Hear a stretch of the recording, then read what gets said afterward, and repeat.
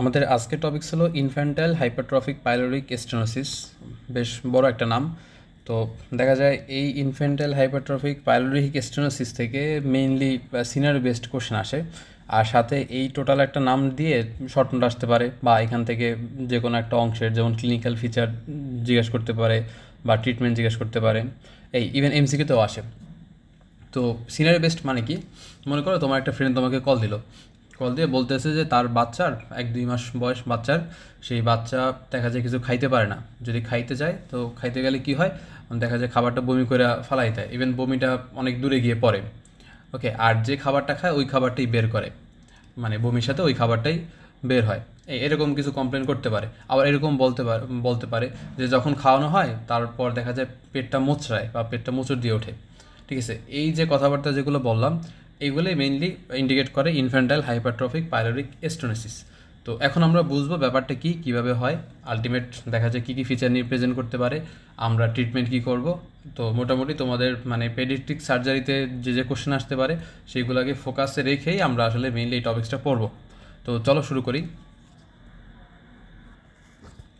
এই যে এখানে প্রথমে বলা আছে যে ইনফ্যান্টাইল, তাই না? তো ইনফ্যান্টদের হয় সাধারণত রোগটা।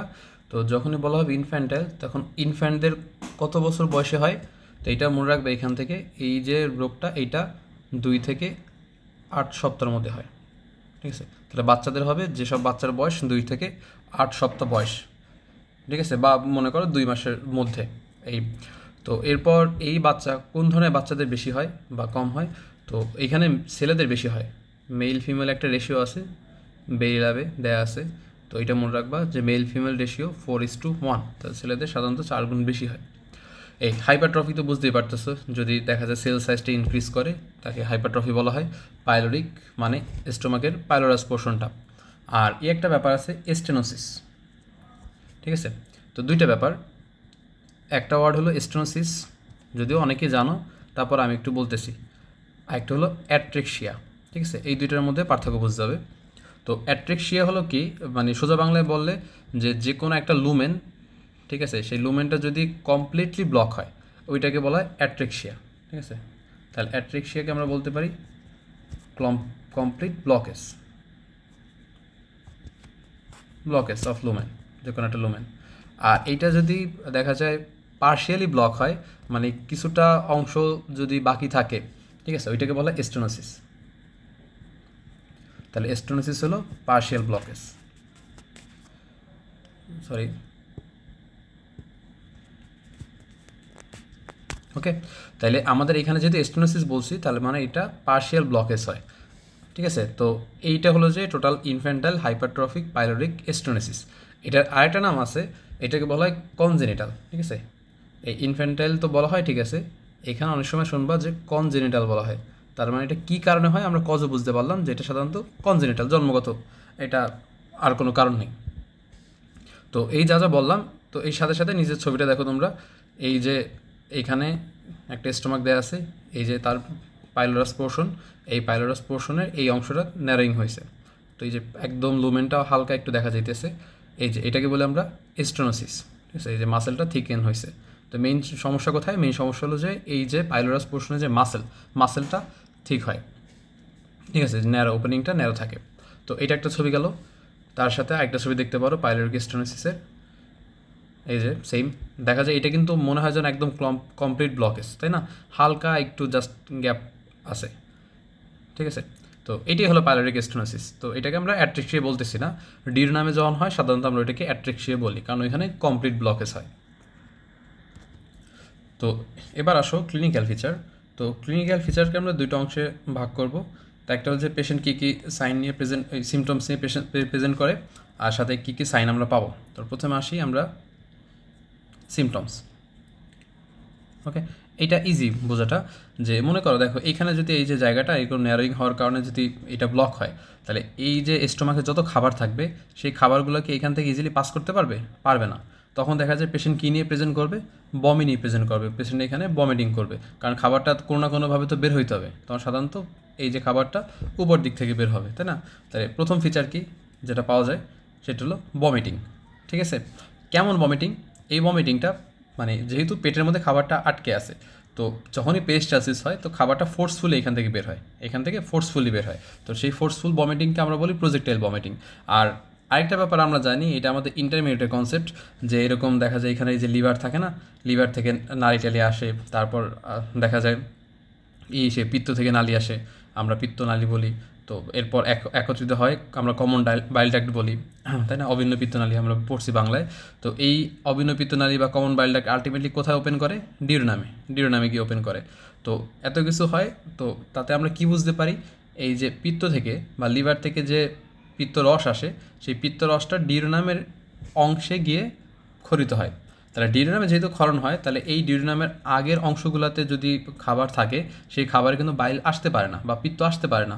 যেহেতু বাইল আসতে পারে না, তার মানে এই যে ভমিটিংটা, সেই ভমিটিংটা হবে নন ভিলাস প্রজেক্টাইল ভমিটিং। ঠিক আছে, এই পয়েন্টটা আমাদের বলতেই হবে। এটা সাধারণত সিনারি বেসড কোশ্চেনের মানে মেইন ফিচার, এটা তোমাকে দিবে।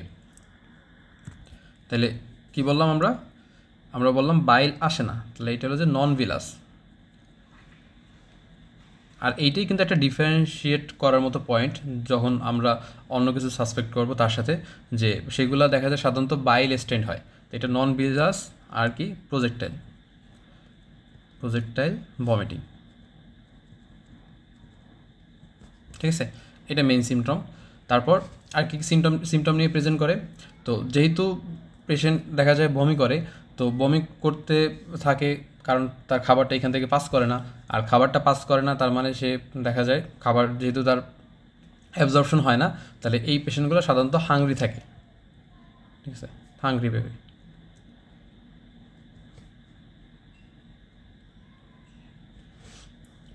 ঠিক আছে, আর কি ফিচার পাবো, সিমটমস পাবো আমরা?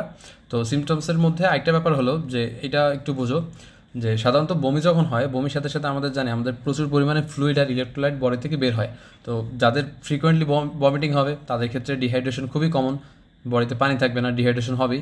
তো ডিহাইড্রেশন যদি হয়, তো এই দিকের গাট ইন্টেস্টাইন, স্মল ইন্টেস্টাইন, লার্জ ইন্টেস্টাইনে গাট কন্টেন্ট যা আছে সেগুলো কম পরিমাণে পানি পাবে, তাই না? তাহলে পানি যদি কম পায়, তখন ওই দেখা যায় ওইখানে কি কনস্টিপেশন হওয়ার চান্স থাকে। তো এখানে দুইটা কারণে আসলে কনস্টিপেশন হয়। একটা হলো যে ডিহাইড্রেশন থাকে রোগীর, আর একটা হলো কি যে গাট মুভমেন্ট হয় না, কারণ এই দিকে তো খাবারটা তেমন পৌঁছায় না। যেহেতু খাবার কম পৌঁছাবে, তাহলে খাবার যদি কম পৌঁছায়, গাট মুভমেন্টও কম হবে। তো পেরিস্টালসিস যদি কম হয়, তাহলে সেই স্টুলটা অনেকক্ষণ ধরে থাকবে, তাই না? ইন্টেস্টাইনে অনেকক্ষণ ধরে অবস্থান করলে, আর সাথে যদি পর্যাপ্ত পরিমাণ না আসে, তো একটা সময় কি কনস্টিপেশন ডেভেলপ করবে। তো এইটা হলো 3 নাম্বার ফিচার, কনস্টিপেশন। ঠিক আছে, রোগী কনস্টিপেশন নিয়ে সাথে প্রেজেন্ট করতে পারে। আর কি, আর যেহেতু এই যে রোগী খাইতে পারতেছে না, তাহলে এই পেশেন্টগুলো কী হবে? সাধারণত ওয়েট লস হয়, ওয়েট লস নিয়ে প্রেজেন্ট করবে। তাহলে আমরা যে পয়েন্টগুলো বললাম এগুলো ছিল সিমটমস। এবার আসলে আমরা সাইন নিয়ে কথা বলি, কী কী সাইন পাবো। তো আমার কাছে যখন রোগী এরকম সিমটমস নিয়ে প্রেজেন্ট করবে, তখন দেখা যায় আমি এটাকে ক্লিনিক্যালি ডায়াগনোসিস করার চেষ্টা করব। তো সাধারণত এইটা দেখা যায় ক্লিনিক্যালি ডায়াগনোসিস করা যায়। তো সেটা কীভাবে? তো আমি কি করব, আমি রোগীকে কিছু খাইতে দিব পেশেন্টকে। তো যখনই খাইতে দিব, সেই বাচ্চার দেখা যায় সাথে সাথে পাকস্থলীতে খাবারটা গেলে সেই পাকস্থলী কী করবে, খাবারটাকে পুশ করে নিচে পাঠানোর চেষ্টা করবে, তাই না? ওইটাই কি আমরা কী বলি? পেরিস্টালসিস।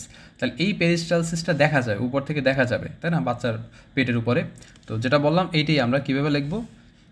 আচ্ছা, আমি কালারটা চেঞ্জ করি, যে আমি বাচ্চাকে যে কোনো একটা কিছু দিব খাইতে, টেস্ট ফিট বললাম আমরা। তো এই যে টেস্ট ফিটটার কারণে বাচ্চার দেখা যায় পেরিস্টালসিস শুরু হবে, যে পেরিস্টালসিসটা আমরা দেখতে পারবো, ভিজিবল পেরিস্টালসিস বা ভিজিবল গ্যাস্ট্রিক পেরিস্টালসিস। তো এই যে পেরিস্টালসিসটা, এইটা একটা ডিরেকশন আছে, ডিরেকশনটা মাথায় রাখবা। এটা সবসময় লেফট টু রাইট হবে, লেফট টু রাইট। রাইট মানে কি? আসলে সে পাঠাইতে চায় কোথায়? নিচের দিকে পাঠাইতে চায়, তাই না?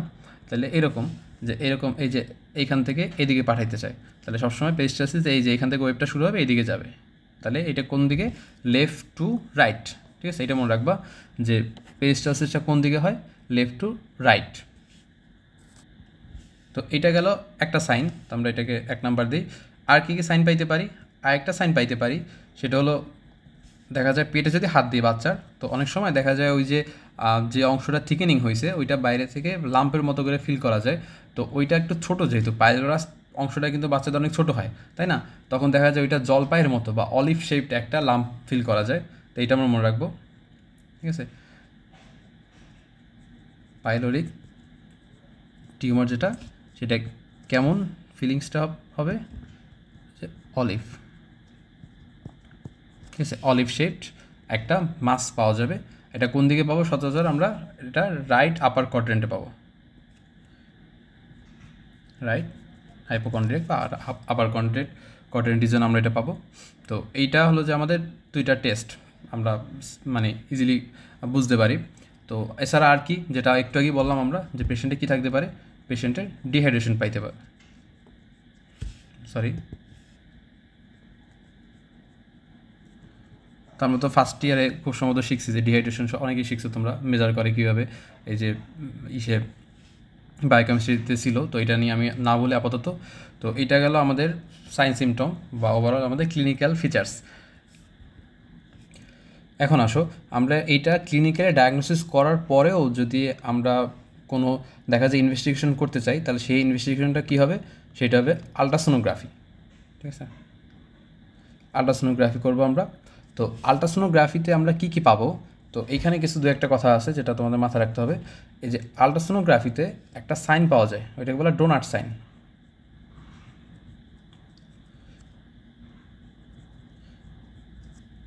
ফাস্টফুডের দোকানগুলোতে ডোনাট পাওয়া যায়, সেই যে ডোনাট, তো ডোনাট বানানটা এরকম লেখে অনেক সময়, খেয়াল করবা। আবার এরকমও তো লেখে ডোনাট, DONUT, তাই না? এভাবে তো লেখে। তো ডোনাট সাইন পাওয়া যায়, এটা কি আমরা বলতেছি। তো এখানে কী কী ফিচার পাওয়া যায় এটা একটু আগে বলি, যে আলট্রাসোনোগ্রাফিতে কী কী পাবো। যখন এটার ডিটেলস লেখা থাকবে, তখন এইখানে দেখা যায় এই যে পাইলোরিক মাসেলটা, এটা তো থিকেন থাকবে, থিকেন পাইলোরিক মাসেল, সেটা কতটুকু বেশি থিকেন থাকবে এটা মাথায় রাখতে হবে। এই যে পাইলোরিক মাসেলটা মোটামুটি 4 মিলিমিটারের চেয়ে বেশি থিকেন থাকতে হবে, ঠিক আছে? এইটা একটা পয়েন্ট। তারপর দেন দেখা যায় এই যে পাইলোরিক ক্যানাল, ধরো এইখানে যদিও আল্ট্রাসাউন্ডটা দেওয়া আছে, আলটিমেটলি যে ক্যানালটা এইখান থেকে বোঝা যায়, এই যে একটা ক্যানাল, পাইলোরিক ক্যানাল এরিয়াটা। তো এই পাইলোরিক ক্যানাল যেটা, এইটা মোটামুটি 14 মিলিমিটার চেয়ে বেশি হতে হবে।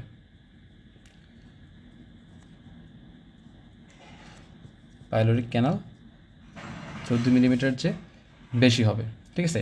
আর সাথে আমরা দুইটা সাইন পাবো, ওই দুইটা সাইন এক হচ্ছে আমরা ডোনাট সাইনই বলি। তো সেই সাইন দুইটা কী কী, আমরা এই যে একটা, এটা যদি আমি এটা মুছে দিই, এই যে এখানে দেখতে পারতেছো যে এই আমাদের পাকস্থলী স্টোমাক, তাই না? এইখানে সেই পাইলোরাস অংশটা। তো এই পাইলোরাস অংশটা, এইটা হলো যে মাসেল লেয়ারটা, দেখো এই যে এইটা হলো যে মাসেলের অংশটা, একটা সাইড, এইখানে একটা সাইড, এই আর মাঝখানে এই অংশটা ন্যারো। তাহলে দেখো এই যে এইটা, এই যে মাসেলটা পাইলোরাসের, এই যে থিকেন্ড, আর এই যে একটা দুইটা সাইড আছে। তো এই যে এইটা দেখতে অনেকটা কিন্তু সার্ভিক্সের মতো দেখায়। এই যে তোমরা যদি এই যে সাইড থেকে সার্ভিক্সটা দেখো, তাহলে এই সার্ভিক্সের মতো এরকম দুইটা লেয়ার মনে হয় না, যে এরকম একটা থিকেন লেয়ার, এখানে একটা থিকেন লেয়ার, মাঝখানে একটু গ্যাপ, তাই না? তো এইটাকে বলা হয় সার্ভিক্স সাইন। এটা মাথায় রাখবে, এটা কী বলা হয়? Cervix sign. এই সার্ভিক্স সাইনটা আমরা কিসে পাবো? আমরা আলট্রাসাউন্ড যখন করবো, আলট্রাসাউন্ডতে সার্ভিক্স সাইনটা পাবো। ওকে, তাহলে এই একটা সাইন গেল সার্ভিক্স সাইন। আরেকটা, এইটা তো আমরা সরি, এটা তো আমরা ফ্রন্ট ভিউ থেকে পাইলাম। তো আমরা যদি ট্রান্সভার্সে দেখি, এই যে এটা পাইলোরাসটা দেখো, ট্রান্সভার্সে যখন দেখবো, তখন এই যে মাসেলটা এরকম টোটাল সব জায়গা থেকে থিকেন দেখা যাবে, এই যে এরকম থিকেন লাগবে, আর মাঝখানে ন্যারোয়িংটা থাকবে। তো এই যে এইটাই কিন্তু টিপিক্যালি ডোনাটের মতো দেখতে, তাই না? এরকমই থাকে ডোনাট। তো এইটাকে ডোনাট সাইনও বলা হয়। আর এটা আরও একটা নাম আছে, এটাকে বলা টার্গেট সাইন, এটা মনে রাখবা, টার্গেট সাইন, ঠিক আছে? তাহলে একটা সার্ভিক্স সাইন আর একটা টার্গেট সাইন, এই দুইটা সাইন আমরা কিসে পাবো? এই দুইটা সাইন আমরা যখন আলট্রাসোনোগ্রাফি করবো, আলট্রাসোনোগ্রাফিতে পাবো। আচ্ছা, আশা করি এইটুকু তোমরা বুঝছো। তো এখন আসো ডিফারেন্সিয়াল ডায়াগনোসিস। তো ডিফারেন্সিয়াল ডায়াগনোসিস তো একটু হলেও আইডিয়া করার কথা তোমাদের, যেহেতু পাইলোরাস অংশে যদি স্টেনোসিসটা হয়, তাহলে এটাকে আমরা পাইলোরিক স্টেনোসিস বলি। তো পাইলোরাসের ঠিক নিচে সেম লুমেন থাকে কোথায়? ডিওডোনামে। তো ডিওডোনাম যেহেতু আমি একটু আগে তোমাদের বলছি, এখানে ডিরেক্ট কী হয়, এটা অ্যাট্রেক্সিয়া হয়। তো দেখা যায় এটা একটু টাফ বোঝাটা, ফিচার যেহেতু অনেকটা সেম কাছাকাছি। তো এইটা দেখা যায় আমরা ডিডিতে কনসিডার করতে পারি। তো ডিডি যদি আমরা লিখি, এক নম্বর লিখবো ডিওডেনাল অ্যাট্রেক্সিয়া, ঠিক আছে, অ্যাট্রেক্সিয়া বা অ্যাট্রেসিয়া, যাই হোক। আরেকটা কি, আরেকটা এই যে নিচে ছবিতে দেখো তোমরা, এই যে দেখতে পারতেছো যে ইন্টেস্টাইন যদি কি হয়, এই আশেপাশের রিজনে যে পাইলোরাস বলো বা ডিউরেনাম বলো, এই রিজনে যদি প্যাচ লাগে, তাই না, টুইস্ট যদি হয়, তো এই টুইস্টের ব্যাপারটাকে আমরা বলি ভালভুলাস, ঠিক আছে, ভলভুলাস বলা হয় যখন এই যে ইন্টেস্টাইন লুমেনটা টুইস্টেড হয়। তো এই রিজনে যখন টুইস্টেড হবে তখন এইটাও আমরা সেম ফিচারের মতোই পাবো, সেম এরিয়াতেই পাবো, তাই এইটাকে আমরা ডিফারেন্সিয়াল ডায়াগনোসিস হিসেবে কনসিডার করতে পারি। তো এইটাকে বলা হয় ভলভুলাস, বাচ্চাদের যেতে হয় ভলভুলাস নিউটোনেটারাম, ভলভুলাস নিওনেটারাম।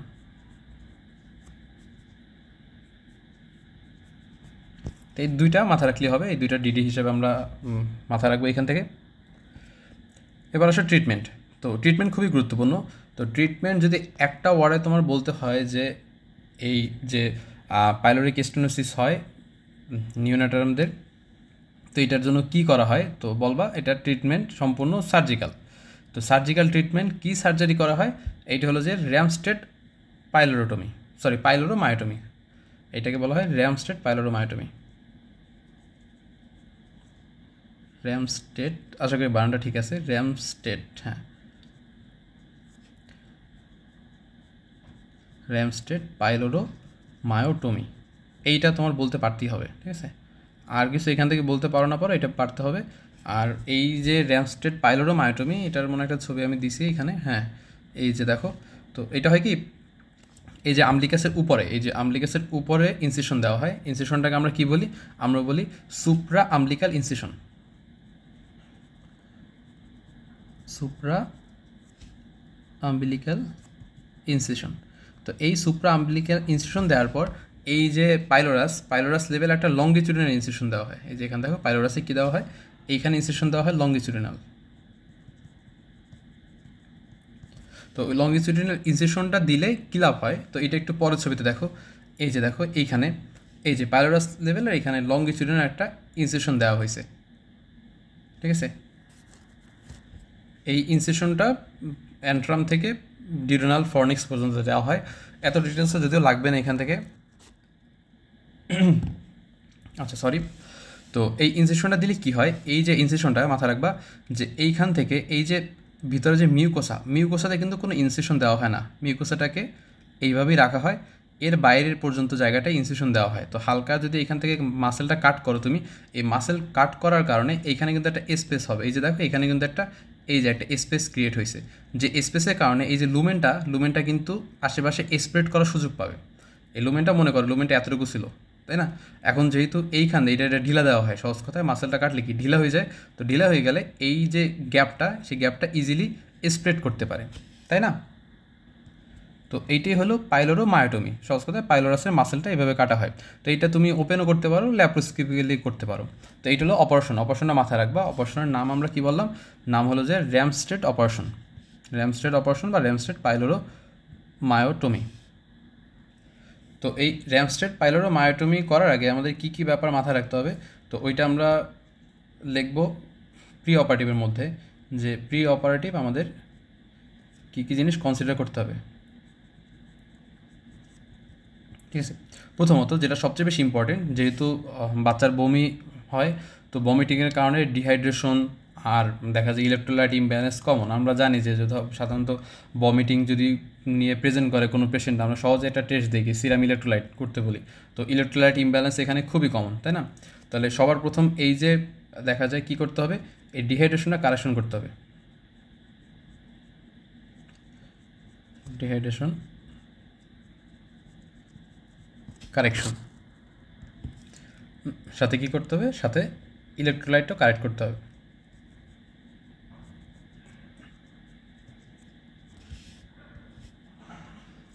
Electrolyte correction. তো এই যে দুইটা জিনিস, এই দুইটা জিনিস আমরা কীভাবে করতে পারি, এই দুইটা জিনিস আমরা করতে পারি নর্মাল স্যালাইন বা যে 0.9% NaCl সাথে KCl দিব, 0.15% KCl দিব। আসলে কেন দেই KClটার সাথে, এটা একটু আমি তোমাদের বলি।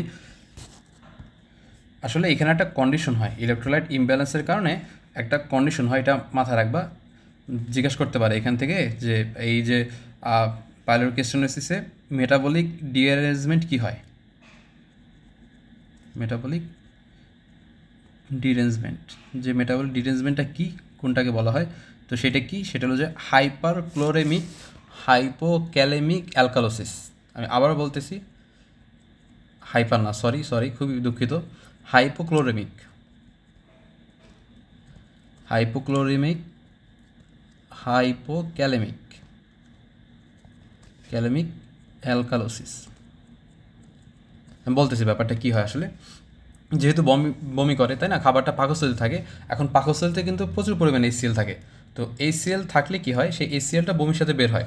তো একদিকে যেমন দেখা যায় পাকস্থলী থেকে HCl-এর H+টা কমে বডি থেকে, অন্যদিকে Cl-টা কমে। তাহলে এই যে Cl-টা কমতেছে, ক্লোরিনটা কমতেছে, এটাকে বলা হয় কি? হাইপোক্লোরেমিয়া। আর হাইপোক্যালেমিয়া কীভাবে হয়? আসলে হাইপোক্যালেমিয়া হয় যে এই অ্যালকালোসিস যদি ডেভেলপ করে, তো অ্যালকালোসিস ডেভেলপ করার সাথে সাথে বা স্পেশালি ডিহাইড্রেশনের সাথে সাথে মনে রাখতে পারো, এই যে বডিতে কী হয়, বডিতে তো অলরেডি বাচ্চার বডিতে ডিহাইড্রেশন চলতে থাকে। তো এই যে ডিহাইড্রেশন, এই ডিহাইড্রেশনের কারণে ব্লাড ভলিউম কমে। তো আমরা এটা জানি যে ব্লাড ভলিউম যদি কমে, তো এইটা বডি ডিটেক্ট করতে পারে, তাই না? তখন কি হয়, তখন ওই যে রেনিন, অ্যানজিওটেনসিন, অ্যালডোস্টেরন সিস্টেম, যেটা ওই যে রাস সিস্টেম ছিল, তো এই রাস সিস্টেমটা অ্যাক্টিভ হয়। তো রাস সিস্টেমটা যদি অ্যাক্টিভেট হয়, তখন দেখা যায় আমাদের এই যে সোডিয়াম, যেটা সেই সোডিয়ামটা রিঅ্যাবজর্পশন হয়, বডি প্রচুর পরিমাণে সোডিয়াম রিঅ্যাবজর্পশন করে, আর সাথে সাথে পটাশিয়ামটা এক্সক্রিট করে। তো যেহেতু বডি থেকে প্রচুর পরিমাণে পটাশিয়াম এক্সক্রিশন হয় ইউরিনের মাধ্যমে, তো এই কারণে হাইপোক্যালেমিয়া ডেভেলপ করে। তো এই আলটিমেটলি যেহেতু HCl একবারে বের হয়ে গেছে, এটা মানে কি? অ্যালকালোসিস, তাই না? অ্যাসিড বডি থেকে কমছে, তাই অ্যালকালোসিস ডেভেলপ করছে। বা টোটাল মেটাবলিক ডিরেঞ্জমেন্টটাকে কী বলবা? এটাকে বলবা হাইপোক্লোরেমিক হাইপোক্যালেমিক কীভাবে হয়েছে আমি তোমাদের বললাম মাত্র, অ্যালকালোসিস। ওকে, এইটা যেন মাথায় থাকে। আর এরপর আমরা কি করতে পারি? এরপর তো এই যে যদি ওটি করা হয়, ওটির আগে দেখা যায় ওরাল ফিডিংটা আমরা বন্ধ করে দিতে পারি। তারপর সাথে দেখা যায় স্টোমাক এমটি করার জন্য, মানে আমরা তো জানি যে স্টোমাক এমটি করার জন্য NG টিউব দেওয়া হয়। তো এই NG টিউবটা মনে রাখবা যে NG টিউব কোনটা, 8 to 10 FR NG টিউব। স্টোমাকের যত কন্টেন্ট আছে, এই কন্টেন্টগুলো এই NG টিউবের মাধ্যমে বাইরে বের করে নিয়ে আসা হয়। এই যে FR মানে হলো যে ফ্রেঞ্চ গস, ঠিক আছে, 8 to 10, এটা আসলে খুবই থিন একটা NG টিউব থাকে। তো এই NG টিউবের মাধ্যমে স্টোমাক কন্টেন্টটা বাইরে বের করে নেওয়া আসা হয়। আর তার তো তেমন কিছু নেই, আমার মনে হয় এইটুকুই তোমাদের প্রি অপারেটিভের মধ্যে জানতে হবে। আর বাকি আছে আমাদের পোস্ট অপারেটিভের ক্ষেত্রে তো তোমরা এইটুকু মাথায় রাখবা যে অপারেশন করা শেষ, এখন যতক্ষণ না পর্যন্ত দেখা যায় মুখে কিছু খাবার দিবা, ততক্ষণ পর্যন্ত IV ফ্লুইডটা চলতে থাকবে, এইটুকুই। তো আমি আর পোস্ট অপারেটিভ আলাদাভাবে লিখলাম না, আমি যতটুকু পড়াইছি তোমাদের এইটুকুই এনাফ, মোর দ্যান এনাফ। তো এখানে আমি আবার একটু বলি কী কী লাগবে তোমাদের। তো এই যে সিনারিওটা মাথায় রাখার জন্য আমাদের ক্লিনিক্যাল ফিচার সবচেয়ে বেশি ইম্পর্টেন্ট। তার সাথে সাথে এইখানে দু একটা পয়েন্ট আছে, যে পয়েন্টগুলো তোমরা মাথায় রাখবা, ঠিক আছে? স্পেশালি এই যে কত সপ্তাহের বাচ্চাদের হয়, তাই না, 2 থেকে 8 সপ্তাহ, অনেক সময় দেখা যায় সপ্তাহ না বলতে পারে যে 1 মাস বয়সের একটা বাচ্চা বা 2 মাস বয়সের একটা বাচ্চার এরকম সমস্যা হয়েছে। তো 2 মাসে পর্যন্ত ইজিলি হয় এটা। বেলি ল্যাব অনুযায়ী বলা আছে যে 13 সপ্তাহের পর সাধারণত হয় না, এটা খুবই রেয়ার। তো এটা মাথায় রাখবে এখান থেকে। এই মেল ফিমেল রেশিওটা দেখবা বেশিরভাগ সময় বলা হয় যে পেশেন্টটা মেল বাচ্চা এই সমস্যা নিয়ে আসে। আর ক্লিনিক্যাল ফিচারের মধ্যে থেকে এই যে এই পয়েন্টটা মারাত্মক গুরুত্বপূর্ণ, যে এটা কিন্তু নন ভিলাস, ঠিক আছে, বাইল আসে না। বাকি যে দুইটা আমরা ডিফারেন্সিয়াল ডায়াগনোসিস বললাম, ডিউরেনাল অ্যাট্রিক্সিয়া আর বোলবোলাস নিওনেটারাম, এই দুইটাই কিন্তু হয়, বাইল আসে, বাইল স্টেন্ট হয়। আর ভমিটিংটা কেমন হবে? ভমিটিংটা প্রজেক্টাইল। ওকে, বাচ্চা সাধারণত দেখা যায় হাংরি থাকে, আর এই ভমিটিংটা অবশ্যই কিন্তু খাবার পরেই হয়, বলা হয় এরকম। কনস্টিপেশন থাকতে পারে, ওয়েট লস থাকতে পারে। সাইন আমরা কী বলছি? সাইন আমরা বলছি বাচ্চাকে কিছু খাইতে দিব, টেস্ট ফিড দিলে বাচ্চা দেখা যায় রেসপন্স করবে, বাচ্চার পেটে পেরিস্টালসিস হবে, তাই না? সেই পেরিস্টালসিসটা দেখা যাবে, সেই পেরিস্টালসিসটার ডিরেকশন কি? ডিরেকশনটা হলো লেফট টু রাইট, এটা মাথায় রাখতে হবে, লেফট টু রাইট। ওকে, আরেকটা গুরুত্বপূর্ণ পয়েন্ট এই যে এটা, যে এই যে অলিভ শেপড একটা মাস আমরা ফিল করতে পারবো কোথায়? রাইট আপার কোয়াড্রেন্টে। ডিহাইড্রেশন নিয়ে প্রেজেন্ট করতে পারে পেশেন্ট, এটা তো আগেই বলা আছে। এই ডিহাইড্রেশন অবশ্যই অপারেশন আগে কারেক্ট করতে হবে। তো এই যে ইনভেস্টিগেশন, যদিও ক্লিনিক্যালি অলরেডি বললাম আমরা ক্লিনিক্যাল ইনভেস্টিগেশন, আর আলট্রাসাউন্ড যদি করি আলট্রাসাউন্ডে আমরা কী পাবো, আলট্রাসাউন্ডে আমরা ডোনাট সাইন পাবো। তো এই ডোনাট সাইন, এই যে এইটাই ডোনাট সাইন, যেটাকে আমরা কি বলতে পারি, আমরা এটাকে টার্গেট সাইন বলতে পারি, ডোনাট সাইন অথবা টার্গেট সাইন। একটা সাইন বলছি যেটা লম্বালম্বিভাবে দেখি আমরা, এই সেমই ব্যাপারটা কিন্তু এরকম থাকে, যেটাকে অনেকটা সার্ভিক্সের মতো দেখায়, তাই এটাকে কী বলা হয়, এটাকে বলা হয় সার্ভিক্স সাইন। ঠিক আছে।